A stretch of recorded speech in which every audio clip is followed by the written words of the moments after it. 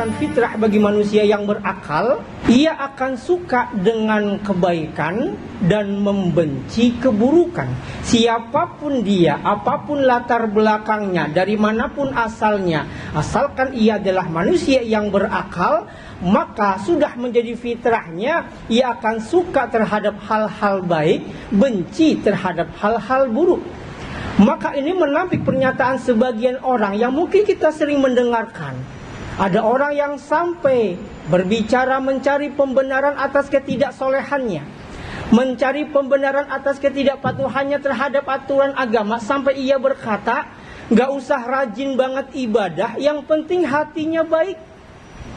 Gak usah taat banget dengan agama, yang penting tidak suka menyakiti hati orang lain. Atau perkataan sebaliknya, buat apa rajin sholat kalau masih korupsi? Dan pernyataan-pernyataan semisalnya.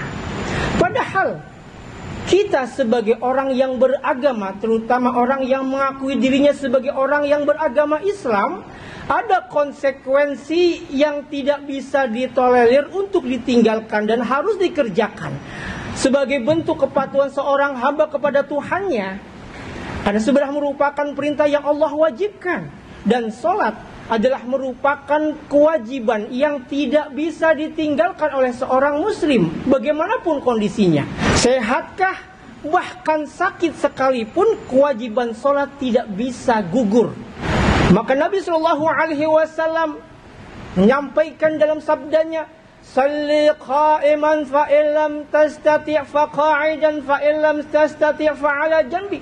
Kerjakanlah salat dengan berdiri. Jika kau tidak mampu, kerjakan sambil duduk. Jika kau tidak kuasa dengan duduk, kerjakan sambil berbaring. Tidak kuasa dengan berbaring, maka kerjakan dengan telentang. Sampai tidak mampu sekalipun, masih bisa dikerjakan dengan isyarat. Hal ini menunjukkan betapa sholat adalah merupakan kewajiban yang tidak bisa ditinggalkan oleh seorang muslim.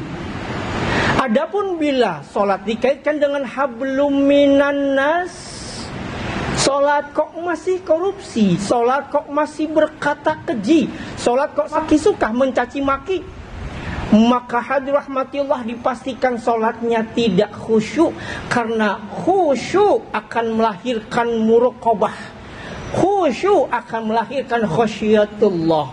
Orang yang sholatnya khusyuk akan melahirkan sikap muraqabah, sikap yang selalu merasa diawasi Allah. Hatinya pun akan melahirkan khasyatullah, hatinya akan merasa takut kepada Allah.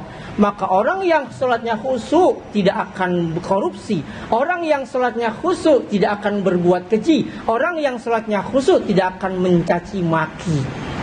Bagaimana dia akan berbuat keji kalau ia merasa selalu diawasi oleh Allah? Bagaimana dia akan mencaci maki kalau dia hatinya takut kepada Allah Subhanahu wa ta'ala? Adapun kaitannya dengan hablum minan nas, hubungan terhadap sesama manusia, maka siapapun dia, apapun latar belakangnya, bahkan tidak beragama sekalipun, sudah menjadi fitrahnya, hati nuraninya pasti akan suka terhadap hal-hal baik, hal buruk, atau lebih mudahnya, ia akan suka diperlakukan baik dan benci bila ia diperlakukan buruk.